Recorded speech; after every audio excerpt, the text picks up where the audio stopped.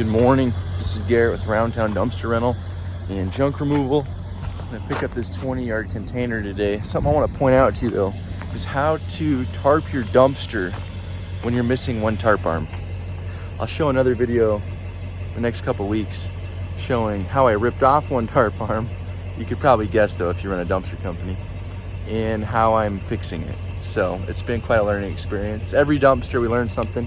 Yesterday I heard John Cook say at the Dumpsters in the Desert event, during the Q&A, he said that you will learn everything you need to know in your first 100 dumpster rentals.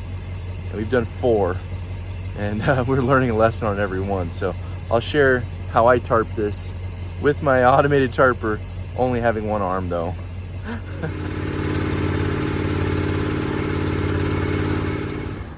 Okay, so this is the tarp arm that is not here anymore.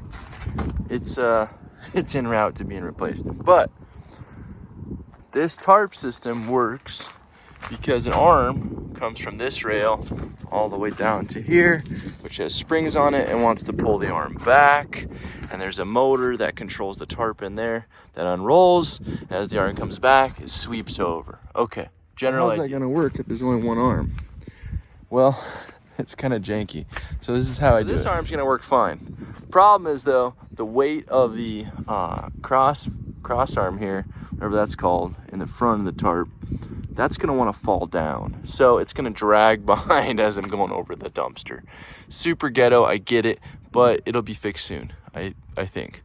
And as it's going across, what I found works, because this one's going to want to go on its own. I might have to push a little bit just because the weight of that other arm's not working right. But I'll put a strap or something I can reach on that end. And once it gets on top of the dumpster, I'll just pull it along. Now, sometimes I got to climb all the way up there and do it myself. But that's generally how it works. This button right here has open and close. So as I hit close, it unravels that tarp. Give this arm a little push. Now it's going up above the dumpster. Okay, so now you see that piece that goes across is dragging behind. So I gotta fix that. So as I try to close the tarp, more and more of the tarp comes out of this reel, right? Well, I still need to get that arm on top of there, drag it across. So I just attach a strap on there. I'm gonna stand up on the rail, lift that arm up, and drag it across gradually as I close the tarp. Again, this is not how your tarp system's supposed to work. But when you rip off a tarp arm and you're waiting more than 2 weeks for parts to arrive, this is one way you can force it to work.